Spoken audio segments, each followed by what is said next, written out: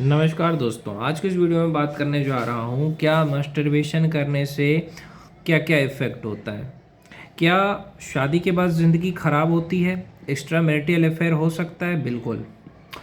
जब शादी आप करोगे और अपनी पत्नी के साथ प्रॉपर तरीके से नहीं कर पाओगे तो नुकसान तो है भाई।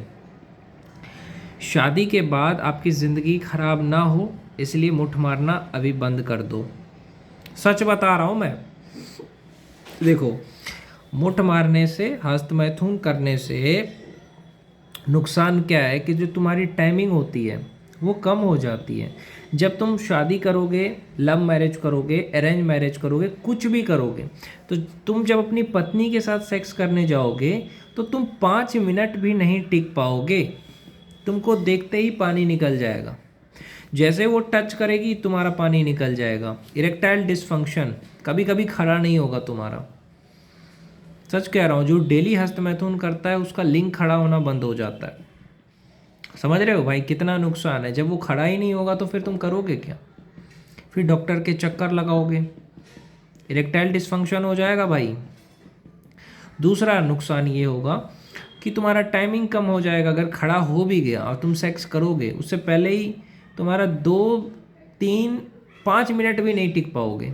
क्यों? क्योंकि पहले से ही तुमने उसको कमज़ोर बना लिया है, अपने लिंग को अपने मुट्ठ मार के कमज़ोर बना लिया। तो अब आप जब सेक्स करोगे तो अपनी पत्नी को संतुष्ट नहीं कर पाओगे।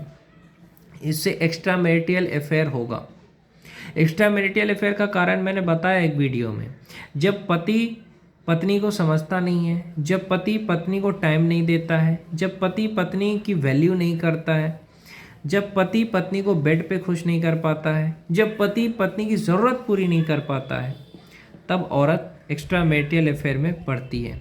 क्योंकि हर औरत चाहती है कि मेरा जो पति है वो मेरी इज्जत करे, मेरे फीलिंग को समझे, मेरे सुख दुख में मेरा साथ दे, मुझे बेड पे खुश रखे और मेरी सारी ज़रूरत पूरी करे। अगर ये चीज़ भी तुम नहीं कर पा रहे हो तो फिर वो एक्स्ट्रा मैरिटल अफेयर में अगर पड़ती है तो उसमें लड़की की गलती नहीं है, औरत की गलती नहीं है, तुम्हारी गलती है।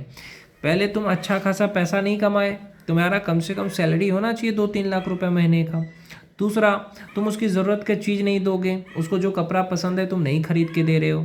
तीसरी चीज़, तुम उसको सुख दुख में साथ नहीं दे रहे हो। चौथी चीज़, तुम उससे बात नहीं कर रहे हो, अपने में लगे हुए हो। तो एक्स्ट्रा मैरिटल अफेयर इसलिए होता है।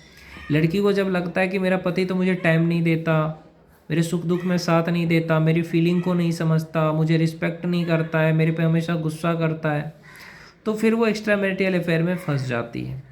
इसलिए मैं हर लड़कों से कहता हूँ, जितने लड़के हैं, कि बीवी को रिस्पेक्ट करो, प्यार करो, बातें करो, टाइम दो, अपने आप को अमीर बनाओ और बेड पे खुश रखो। अगर आपको धोखा मिल जाए तो तुम बोलना। क्योंकि अगर ये सारी चीज़ें तुम दोगे तो कोई भी औरत नहीं है कि तुम्हें धोखा देगी। उसको गहना पसंद है, लेके दे दो। देखो क्यों धोखा देगी तुमको।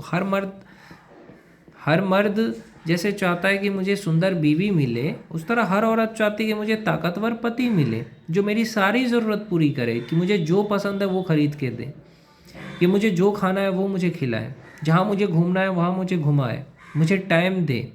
हर औरत यही चाहती है, मुझे टाइम दे, मुझे जहाँ घूमना है मुझे घुमाए, मुझे इज्जत करे, मेरे पे गुस्सा ना करे, मुझसे झगड़ा ना करे, मेरे लिए वो पूरी दुनिया से लड़ जाए। तो अगर औरत जो चाहती है वो तुम पूरा कर दोगे तो क्यों तुम्हें धोखा देगी। और मैं यही कहना चाहता हूँ, जो हस्तमैथुन वगैरह कर रहे हैं ना, अपने आप को नुकसान पहुँचा रहे हैं। क्यों? क्योंकि आगे जाके जब तुम बेड पे सेक्स करने जाओगे तो तुम 5 मिनट भी नहीं टिक पाओगे, तुम्हारा लिंग कमज़ोर रहेगा। तो भैया ये चीज़ें आपकी वैवाहिक ज़िंदगी को ख़राब करता है, एक्स्ट्रा मैरिटल अफेयर का कारण बनता है।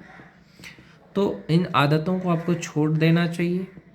जितना आप गंदी फिल्में देखते हो तो आपको लगता है कि गंदी फिल्में देखने से क्या होता है कि आपका जो दिमाग है ना वो पूरे तरीके से सेक्सुअलाइज हो जाता है। सिर्फ सेक्स सेक्स सेक्स, आपको सेक्सी नज़र आएगा। जब आप गंदी फिल्में देखोगे तो आपके दिमाग में सेक्सी जाएगा, गंदे रील देखोगे सेक्सी जाएगा। इसलिए गंदी चीज़ें देखना बंद करो। गंदा चीज़ देखना बंद करो, सुनना बंद करो, बोलना बंद करो। शादीशुदा हो, ब्रह्मचर्य का पालन करो। कम से कम 5 साल ब्रह्मचर्य का पालन करोगे, तब अगर आप तुम सेक्स करोगे तो तुम्हारी पत्नी खुश होगी।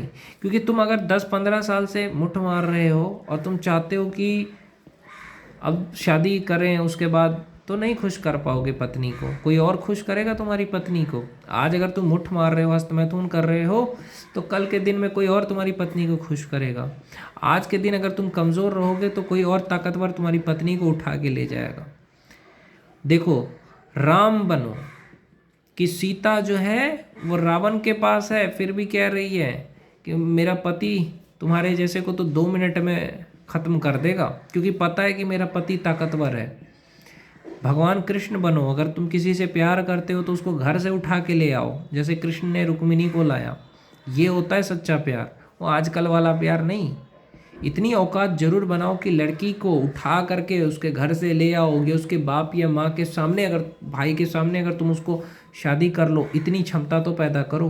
पृथ्वीराज चौहान ने संयोगिता को कैसे उठा लिया था? तो ताकतवर औरत को ताकतवर मर्द पसंद है, पावर कि इतनी क्षमता हो कि प्यार औरत को उसी से करना चाहिए जो ताकतवर हो। और मैं कहता हूँ हर मर्द से तुम इतना ताकतवर बनो। अगर तुम कहते हो ना मुझे प्यार करना है, प्यार मोहब्बत है, तो इतनी क्षमता पैदा करो कि तुम उसके बाप के सामने, भाई के सामने उससे शादी कर लो, या उसको उठा के ले जाओ उसके घर के सामने, तब हुआ ताकत।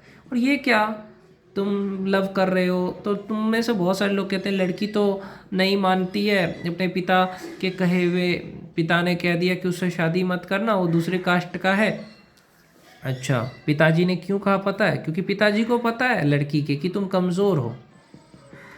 समझ रहे हो? अगर तुम एक कलेक्टर रहते, आईएएस रहते, आईपीएस रहते, डॉक्टर रहते, बिजनेसमैन रहते, ठेकेदार रहते, बहुत बड़े डॉन रहते, गैंगस्टर रहते, रंगदार रहते, तुम्हारा जान पहचान बड़े बड़े लोगों से रहता, पैसे की तुम्हारी कमी नहीं होती, तुम वकील रहते, कि तुम्हारे पास क्षमता होता ना, तो कोई भी बाप जाति नहीं देखता है, बस ये देखता है कि लड़का कितना ताकतवर है, कितने पैसे कमाता है।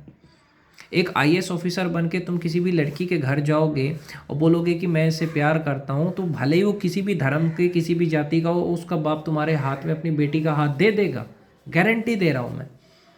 लेकिन अगर तुम नॉर्मल आदमी बन के जाओगे कि भैया मैं तो 20,000 रुपये कमाता हूँ, पिट जाओगे। समझ रहे हो? इसलिए ताकतवर बनना बहुत ज़रूरी है मेरे भाई। करोड़पति बन के जाओ, 10 गाड़ी लेके जाओ किसी भी लड़की के घर में, देखो शादी होती है कि नहीं होती तुम्हारी। बिजनेसमैन बनो यार। जब तक तुम्हारे अंदर क्षमता नहीं है ना, तब तक प्यार का मतलब नहीं है। और तुम अगर लड़की से बात करने में ही अपना वक्त बर्बाद करते हो, हस्तमैथुन में ही वक्त बर्बाद करते हो, तो कामयाब कैसे बनोगे? इसलिए अपने आप को इतना काबिल बनाओ, खुद पे मेहनत करो। जो भी इंसान किसी एक काम को लगातार 4 साल तक करे तो वो उस काम में कामयाब हो जाएगा। ये जो भी कोई कंपटीशन की तैयारी 2 साल तक लगातार करे तो वो कामयाब हो जाएगा। यूपीएससी जैसे एग्ज़ाम की बात कर रहा हूँ, एसएससी, एनटीपीसी या कोई भी दूसरा एग्ज़ाम की तैयारी करे तो 1 साल काफ़ी है। 1 साल लाइब्रेरी में रह के तुमने अच्छे से पढ़ाई करा, कोई भी गलत काम नहीं किया, हस्तमैथुन वगैरह नहीं किया, सिर्फ पढ़ाई पे फोकस करा, तो तुम 1 साल में कामयाब हो जाओगे। बस अपना वक्त बर्बाद मत करना, सिर्फ पढ़ाई पे फोकस करना है, तभी होगे कामयाब। समझ रहे हो? ताकत पैदा